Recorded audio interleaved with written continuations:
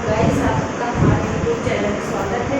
आइए आज हम आगे चलते हैं अपने जो चैप्टर कंप्लीट कर लिए थे उसके कि सबसे पहले हमने कौन सा चैप्टर कंप्लीट किया, प्रागैतिहासिक काल। फिर हमारा आता है आदिऐतिहासिक काल। आज हम आते हैं ऐतिहासिक काल पर। तो जो प्रागैतिहासिक काल पर तो वहाँ पर हमारा कौन कौन से पार्ट्स है, पूरा पाषाण काल आया। उसके बाद में जो है आदिऐतिहासिक काल में सिंधु घाटी सभ्यता आई है। अब ऐतिहासिक काल में कौन सा पीरियड आता है, वैदिक पीरियड आता है। तो वैदिक सभ्यता को समझते हैं पहले कि वैदिक सभ्यता क्या थी। सिंधु सभ्यता के बाद में किस सभ्यता का उद्गम हुआ, वैदिक सभ्यता का। और इसको भी कितने पार्ट्स में बांटा गया है, दो पार्ट्स में। कौन कौन सा, आपका एक वैदिक सभ्यता रहता है और दूसरा आपका आता है उत्तर वैदिक सभ्यता। एक आता है ऋग वैदिक काल सॉरी, और दूसरा आता है आपका उत्तर वैदिक काल। तो इसमें भी टाइम का निर्धारण किया गया है कि कब से कब तक था इसका पीरियड, उसके बारे में भी हम अभी अध्ययन करेंगे। और क्या है कि वैदिक काल को क्या किस नाम से जानते थे, आर्य सभ्यता के नाम से भी जानते थे। तो आइए से डिटेल बताते हैं। सबसे पहले क्या करेंगे कि जो वैदिक काल है तो उसको क्या कहते थे हम लोग, नवीन सभ्यता। इसके बाद में सिंधु घाटी सभ्यता के बाद जो सभ्यता आई उसको जो है जिस नाम से पुकारा गया उसे कहा गया कि एक नवीन सभ्यता का विकास हुआ और उसे आर्य को वैदिक सभ्यता कहा गया। यानी कि सिंधु घाटी सभ्यता के बाद कौन सी सभ्यता आई, एक नवीन सभ्यता का उद्गम हुआ जिसे क्या कहा गया, वैदिक सभ्यता। वैदिक सभ्यता कहा गया या फिर कौन सी सभ्यता के नाम से जाना गया, आपका आर्य सभ्यता। इन दोनों सभ्यताओं के नाम से जाना गया। आइए हम आगे पढ़ते हैं कि इसका टाइम पीरियड पूछते हैं कि कब से कब तक रहा है।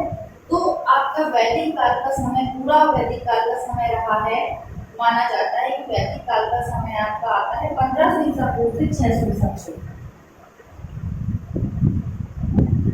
वैदिक काल का समय 1500 ईसा पूर्व से आता है आपका 600 ईसा पूर्व। अब आते हैं कि इसमें जो है काल का निर्धारण जो मैंने बता दिया कि 1500 ईसा पूर्व से 600 ईसा पूर्व तक आता है। अब देखते हैं कि वैदिक काल को कितने पार्ट्स में बांटा गया है। तो वैदिक काल को भी जो है दो पार्ट्स में बांटा गया है। कितने पार्ट्स में बांटा गया है, दो पार्ट्स में। कौन कौन से पार्ट्स हो गए, ऋग वैदिक काल, ऋग वैदिक काल और उत्तर वैदिक काल।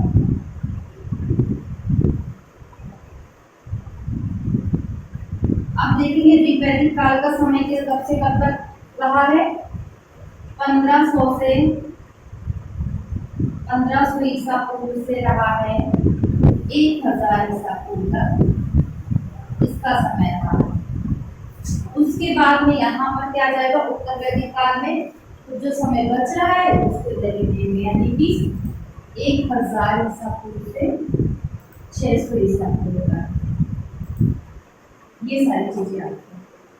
अब आइए पढ़ते हैं कि इसमें क्या क्या चीजें आती हैं।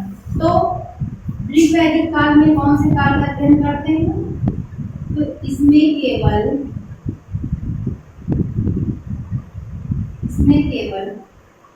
ऋग वैदिक काल का ही अध्ययन करते हैं।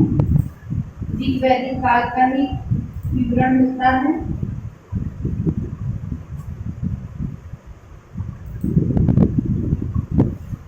और आपका उत्तर वैदिक काल में क्या है कि इसमें ऋग वेद को छोड़ करके बाकी जितने वेद हैं उनका विवरण मिलता है। जैसे कौन कौन से हो जाएगा आपका, यहाँ पे आपका आ जाएगा यजुर्वेद,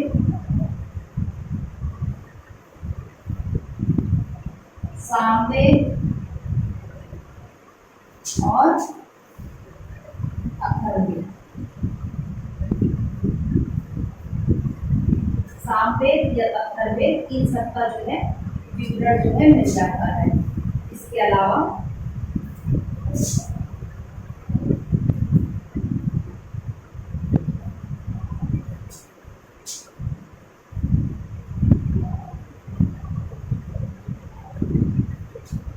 तो अब एक एक करके पढ़ेंगे। पहला हमारा हो गया ऋग्वैदिक काल, दूसरा हो गया हमारा उत्तर वैदिक काल। तो आइए हम ऋग्वैदिक काल के बारे में पढ़ते हैं, वैदिक काल को कंप्लीट करते हैं, किसकी क्या क्या चीजें थी। चलिए, और वैदिक काल में क्या था कि आर्यों का आगमन कहाँ से, वो भारत में हुआ था। और आर्य शब्द का अर्थ होता है, जैसे कि इसमें होता है कि ऋग्वैदिक काल में, आइए अब इसके बाद ही पढ़ते हैं, इसके बाद ही बताएं। इतना आप लोगों ने नोट कर लिया होगा। ऋग्वैदिक काल के बारे में देखते हैं।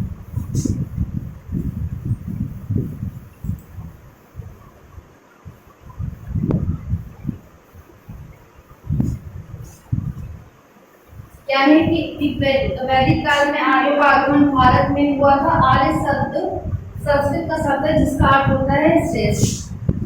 यहाँ पे लिखेंगे आर्य शब्द संस्कृत का शब्द है, आर्य शब्द संस्कृत का, आर्य शब्द संस्कृत का शब्द है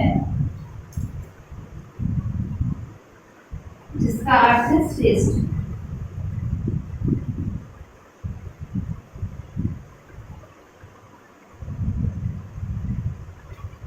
उसके बाद में क्या करते हैं कि आर्यों के मूल निवास के बारे में देखते हैं कि आर्यों के मूल निवास का क्या क्या चीजें थी। तो आर्यों का जो मूल निवास था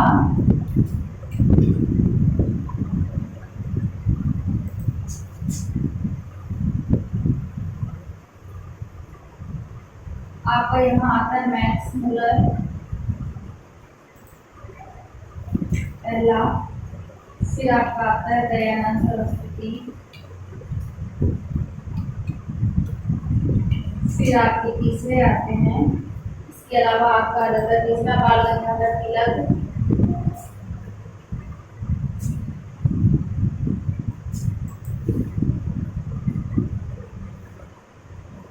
ये आपके आ जाएंगे मैसूर से, और ये आ जाएंगे आपके तिब्बत से। और रहे बचे कुछ आपके बाल गंगाधर तिलक, तो ये आपके आ जाते हैं उत्तरी रूस, इनका जो भी मूल निवास है ये आए थे उत्तरी रूस।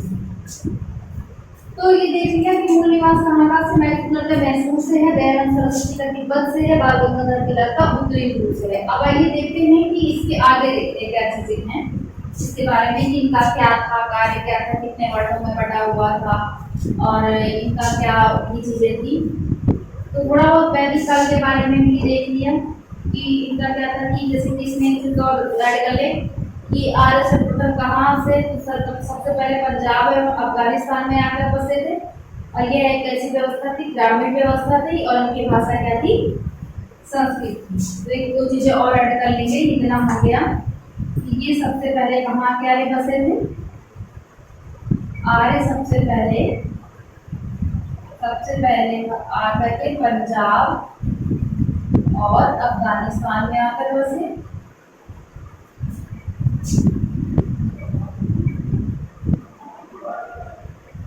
उसके बाद में क्या है कि इनकी भाषा संस्कृत थी, इनकी भाषा कैसी थी, संस्कृत।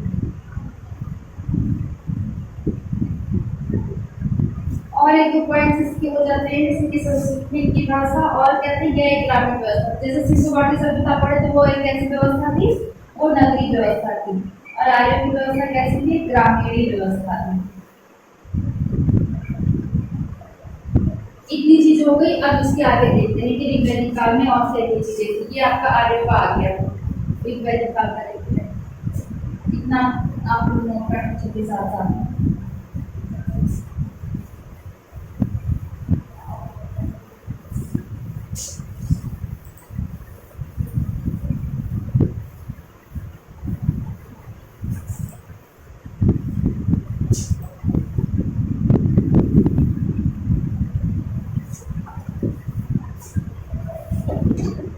अब आते हैं वैदिक सभ्यता के बारे में पढ़ते हैं। वैदिक और वैदिक सभ्यता जो भी है कि इसमें क्या थी कि इसकी प्राचीन जो भी चीजें थी, आर्यों की प्रशासनिक जो इकाई थी 5 भागों पर बटी थी। आर्यों की प्रशासनिक व्यवस्था जो थी कितने 5 भागों में बटी हुई थी।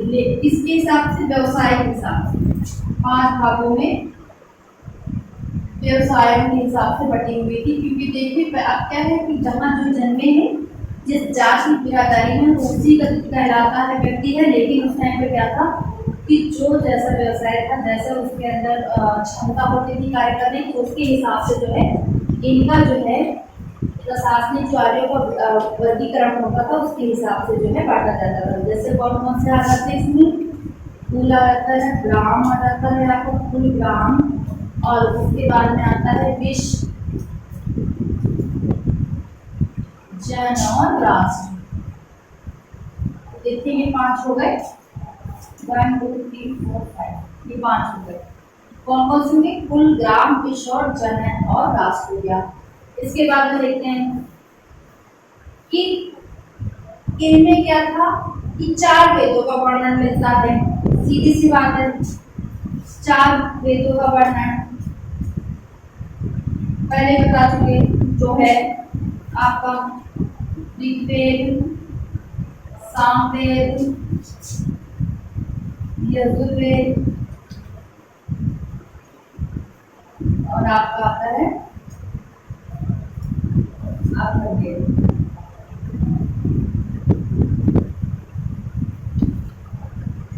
इसके बाद में आइए हम पढ़ते हैं कि ऋग्वेद में क्या क्या चीजें, क्योंकि ये अलग अलग तरीके से दिया हुआ है कि ऋग्वेद हमारा किसमें आ रहा है, आपका ऋग्वेद अलग है और ये सब किसमें आ रहे हैं? अथर्ववेद काल में आ रहे हैं। और ये किसमें आ रहा है? ऋग्वेद में ही आ रहा है। तो हम ऋग्वेद के बारे में देख लेते हैं। क्या था कि ऋग्वेद में कितनी चीजें, क्या क्या चीजें दी गई है? इसमें क्या है कि ये सबसे प्राचीन वेद है, सबको पता है। सबसे पहली इसकी यही है कि सबसे प्राचीन है।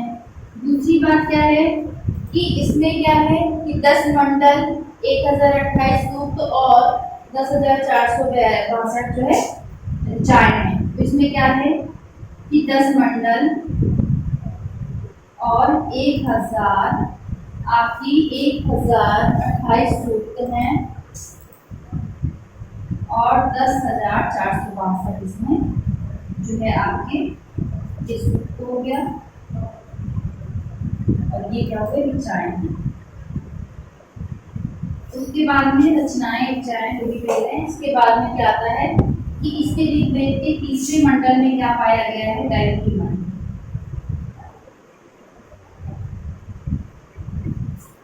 तीसरे मंडल में जो है गायत्री मंत्र का विवरण मिला है। ऋग्वेद के तीसरे मंडल से गायत्री मंत्र प्राप्त हुआ है।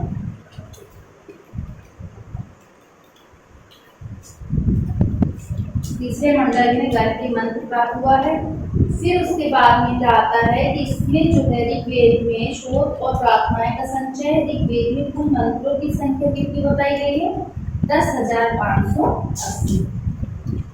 कुल मंत्रों की संख्या अगर बात की जाए तो इसमें 10,580 कुल मंत्र हैं। उसके बाद में जो है आप आइए कि इसमें जो है 118 मंत्र दोहराए गए हैं। इसमें 118 मंत्रों को दोहराया गया है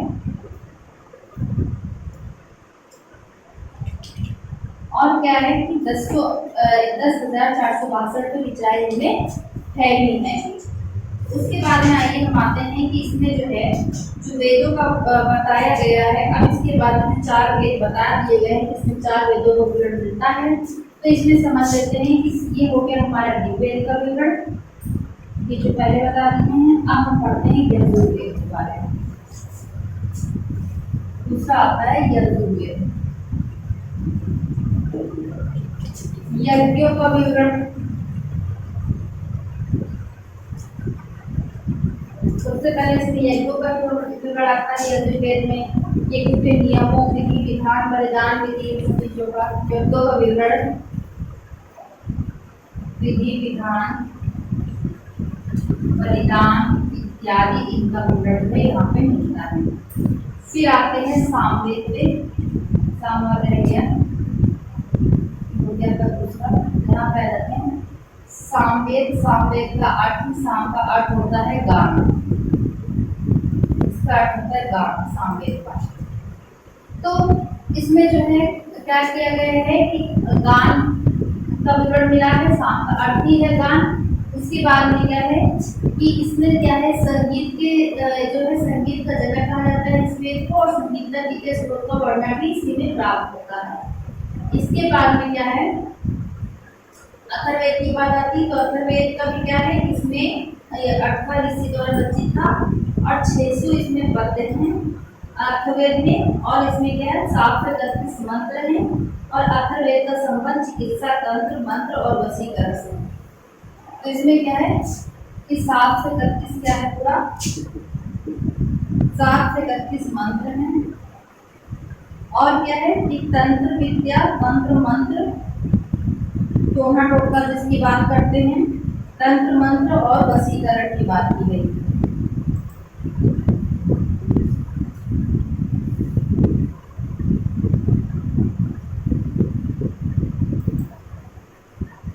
और किसकी चिकित्सक की बात की गई, सामवेद की बात चल रही है। अथर्ववेद में आएंगे, इसका तो संगीत से संगीत गान से संगीत का विवरण मिलता है, इसमें इसे संगीतज्ञ भी कहते हैं। आप आ जाइए अथर्ववेद में। तो अथर्ववेद की बात कर रहे थे कि यहाँ पर क्या है कि आपका तंत्र मंत्र विद्या, तंत्र मंत्र की बात टोना टोटका, टोना टोटका, वशीकरण, और क्या है 731 मंत्र, और उसके बाद में क्या है कि यहाँ पर पद्य का विवरण मिला है। आइए देखते हैं इसके बाद में हम कि वैदिक काल में जो है कितने वो सब थे, क्या कहते हैं वेद, पुराण और उपनिषदों की संख्या कितनी थी। तो वेदों की संख्या इसमें कितनी मानी गई है, वेदों की संख्या इसमें वेद, पुराण और उपनिषद, पहला, दूसरा और तीसरा, ये भी लिखते थे कि वेदों की संख्या भी 4 है, पुराण में 18 है और उपनिषद की 108 है। तो नोट कर लीजिए आपको चाहे तो 4 है और ये 18 और ये 108 है। ये सारी संख्याएं पूछ लेते हैं कि कितनी किसमें संख्या है। उसके बाद में आइए आगे देखते हैं।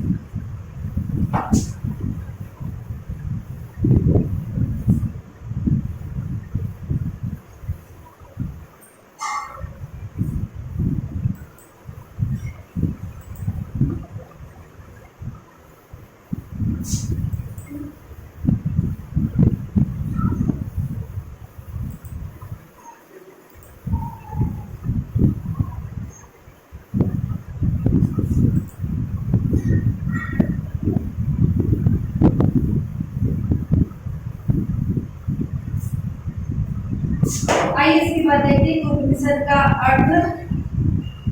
उपनिषदों का अर्थ हो सकता है कि एग्जाम आता है कि उपनिषद का अर्थ क्या होता है। तो उपनिषद का अर्थ ही होता है कि गुरु के समीप बैठना, इसका अर्थ ही होता है गुरुओं के समीप बैठना।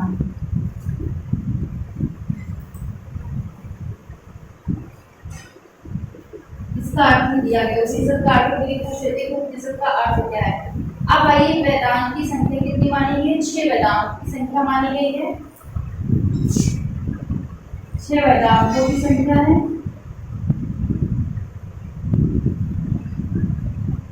और क्या है कि ऋग्वेद को जो है 6 वर्णों में विभाजित किया गया था।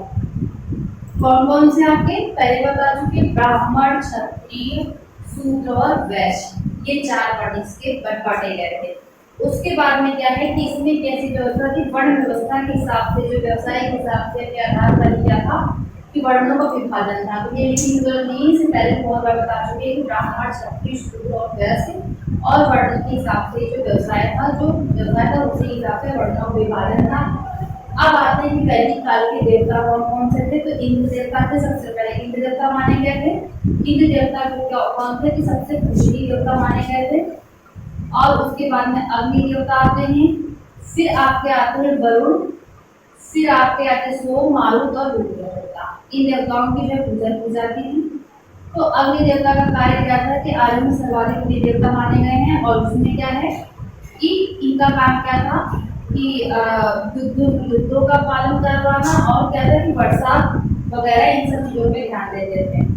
अब आते हैं कि वैदिक काल के प्राचीन कुछ नाम थे, जो नदियों के नाम थे वैदिक काल में, जो कि नदियां पढ़ाया गया था आपको कि वहां पे सिंधु नदी घाट, सिंधु नदी के बारे में जब तंत्र में पढ़ाया था, इससे पहले वीडियो हमारी बन चुकी है उस पर। तो उसमें क्या है कि नदियों के प्राचीन नाम बताए गए थे, और वही चीज यहाँ पर भी आता है कि उन नदियों का प्राचीन नाम क्या क्या था। तो सबसे पहले आपका आ जाता है सुकृति, जो कौन था, सतलज के नाम से जाना जाता था। अश्विनी, चिनाब, विपाशा को व्यास नदी के नाम से, कुंभा है उसको काबुल के नाम से, सदा, नीरा को गंडक, और सुवस्तु को सुहास। उसके बाद कुसरोड़ी है तो रावी, विस्तस्ता है झेलम नदी के नाम से।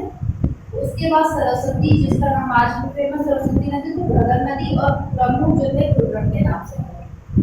तो उसके बाद में क्या है, लिख देनी चाहिए। तो ये चीजें हम लिख करके बताते हैं कि इसका प्राचीन नाम क्या क्या था और किन किन नामों से इनको जान लेते हैं। तो इनके देवता बता चुके हैं कि ऋग्वेद के देवता कौन कौन से थे।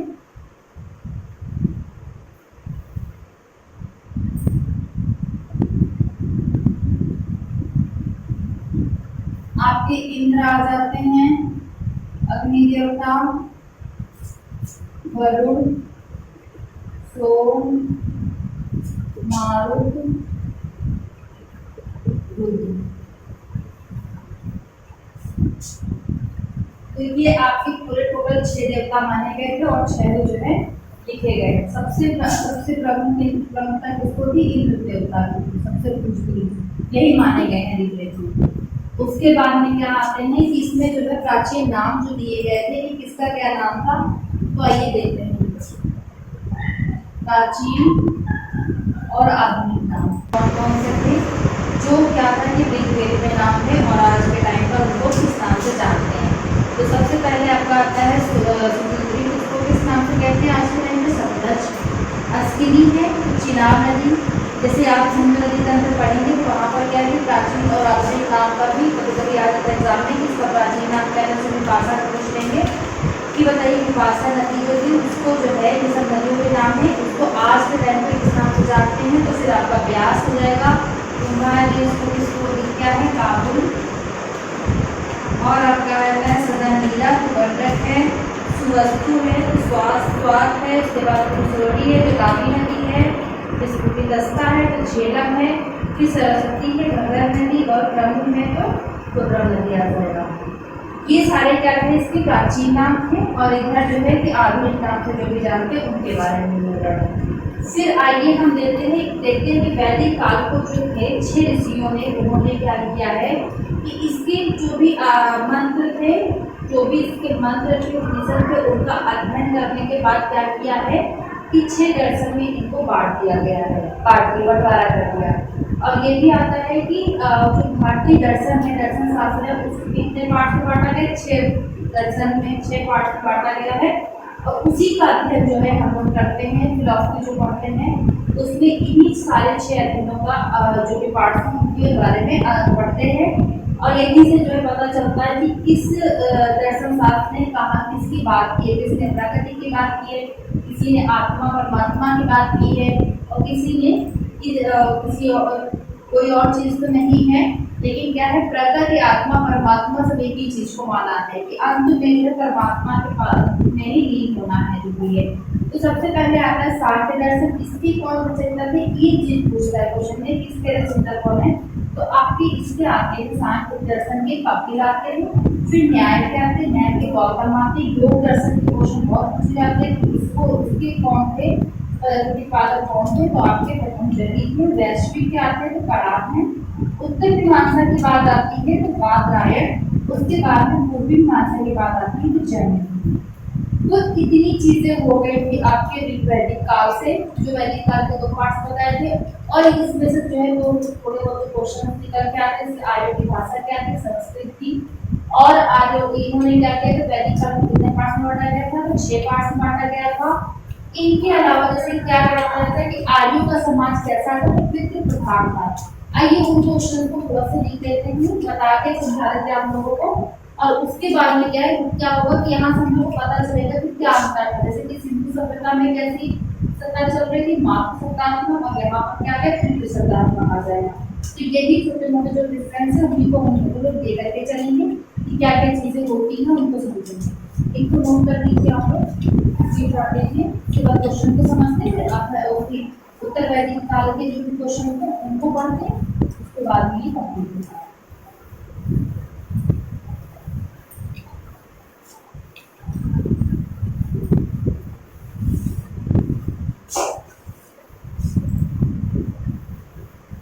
आगे देखते हैं। सबसे पहले क्या है कि आर्यों की भाषा क्या थी, संस्कृत।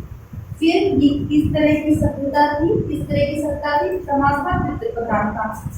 संस्कृत क्या थी, आर्यों की भाषा संस्कृत थी।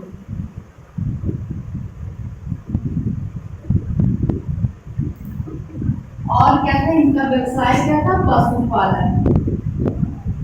व्यवसाय इनका पशुपालन था। और क्या था कि किस प्रकार का समाज था, इनका समाज था पितृ प्रधान था।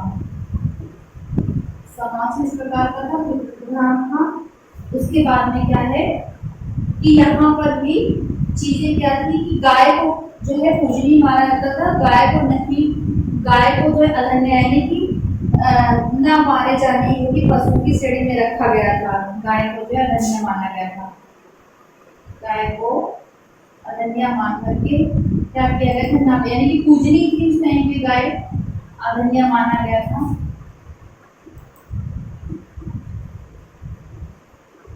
फिर आइए इसके बारे में समझते हैं कि कुछ चीजें और हैं कि यहाँ पर क्या था कि जो इनके प्रिय देवता थे, प्रिय जो सबसे देवता थे इंद्र थे, और प्रिय पशु इनका घोड़ा था। प्रिय पशु घोड़ा और प्रिय देवता इंद्र देवता। पहले बता चुके, प्रिय देवता इनके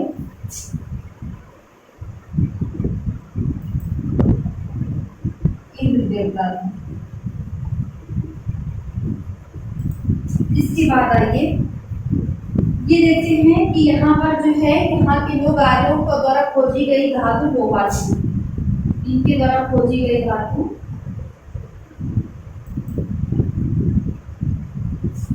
क्या थी, लोहा। आर्यों द्वारा खोजी गई धातु क्या थी, लोहा थी। फिर आगे देखते हैं कि ऋग्वैदिक काल में जो है सरस्वती नदी का सबसे ज्यादा महत्वपूर्ण पवित्र नदी मानी गई है।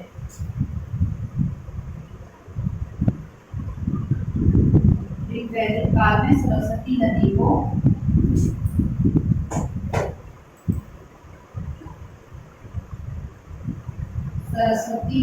पूजनीय माना गया है, पवित्र और पूजनीय।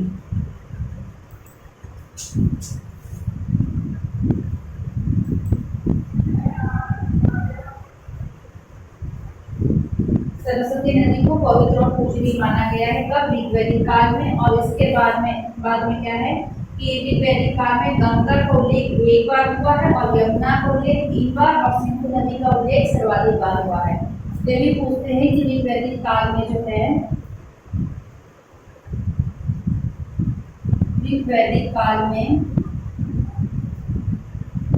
क्वेश्चन आ जाता है यहाँ से भी कि ऋग्वैदिक काल में जो है गंगा नदी का उल्लेख जो है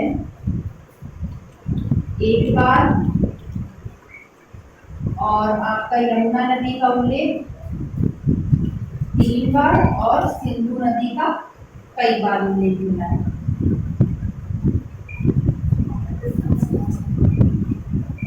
कई बार बात की गई है तो उल्लेख मिला है।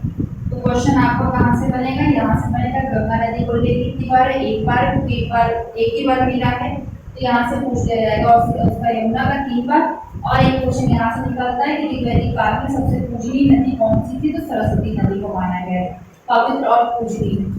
अब आगे देखते हैं कि उत्तर वैदिक काल के कुछ महत्वपूर्ण तथ्य थे, उनके बारे में पढ़ते हैं। उत्तर वैदिक काल में कुछ तत्व हैं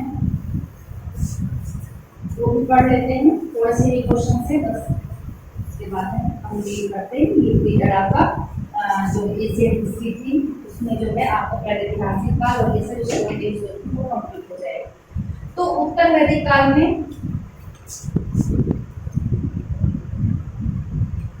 अब यहाँ पे उत्तर वैदिक काल के क्वेश्चन पूछाएंगे। तो सबसे पहले उत्तर वैदिक काल में क्या देखेंगे कि यहाँ पर जो भी पूजनीय देवता थे वो कौन मान लिए गए थे? प्रजापति।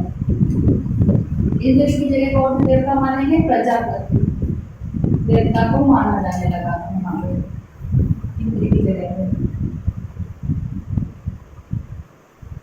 उसके बाद में क्या आता है कि यहाँ पर क्या था उत्तर वैदिक काल में कि यहाँ पर व्यवसाय की बजाय जन्म के आधार पर ग्रहण होने लगे। देखिए अभी जैसे मैंने बोला था कि पहले क्या था कि व्यवसाय के अकॉर्डिंग वर्णों का विभाजन था, लेकिन यहाँ पर क्या था कि व्यवसाय की वजह किससे आ गए? जन्म पे आ गए। वर्णों का विभाजन यही डिफरेंस यहीं से होना शुरू हो गया। देखिए विभाजन व्यवसाय की जगह किसपे आ गए? जन्म पे आ गए। यहीं से देखिए वर्णों का विभाजन व्यवसाय की जगह जन्म पर हो गया था। यहीं से ही जनता मस्त हो गया, व्यवसाय की जगह पे क्या हुआ? जन्म पे आ गया। बस यहीं से अंतर और भेदभाव की भावना आ गई। जो है टैलेंट है या नहीं है, लेकिन करके जन्म के आधार पर होते जो उसके दर्जन निकलेगा उसी के अकॉर्डिंग चलेगा। उसके बाद में क्या है यहाँ पर जो है खाद्यान्नों की बात करते हैं। तो खाद्यान्नों में आपका आता है यव जो कि जौ था, फिर आता है व्रीहि धान, यव जौ था और आपका व्रीहि है कौन आता है? व्रीहि धान। उसके बाद में यव जौ है, व्रीहि धान है, फिर आपका मान आता है उड़द का है,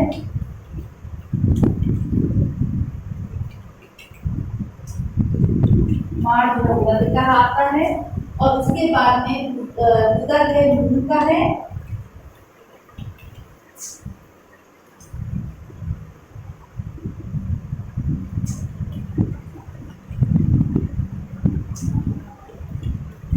गोधूम गेहूं और आपका आता है मसूर। इन सारे खाद्यान्नों का विवरण मिलता है।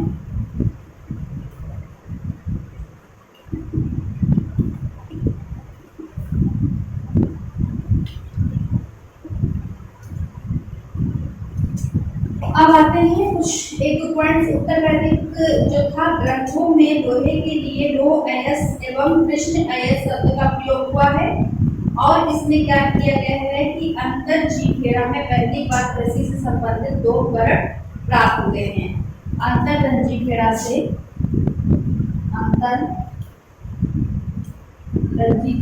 जो है सबसे पहले यहाँ पर किसी के साक्ष्य प्राप्त हुए।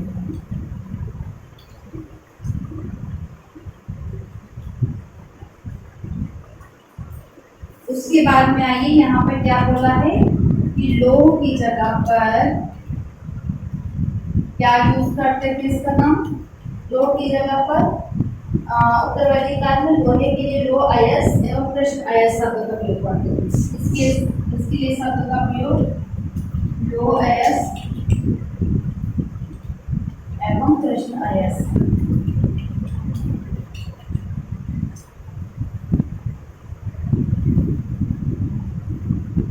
तो उत्तर वैदिक काल के इतने ही पॉइंट्स थे कि इससे प्रजापति देवता को माना जाने लगा है और वर्णों का विभाजन व्यवसाय की जगह इससे जन्म के हिसाब से हो गया था और उत्तर रंजीखेड़ा से क्या सबसे कृषि के साक्ष्य प्राप्त हुए थे। तो इतने ही क्वेश्चन थे इसमें। आपका जो है ऐतिहासिक काल में कंप्लीट होता है आज आपका कि इसमें आपने वैदिक काल के जो पार्ट थे वैदिक काल उत्तर वैदिक काल सब पढ़ लिया है, सारे क्वेश्चन भी देख लिए हैं। और इसके अलावा अगर कोई क्वेश्चन लगता है, आपको लगता है कि कोई पार्ट छूट रहा है तो आप लोग कमेंट करें और नहीं तो इसके आगे की जो क्लास होगी वो कल होगी। इसके बाद का जो भी होगा आपका वो कंप्लीट कराया जाएगा आज के दिन।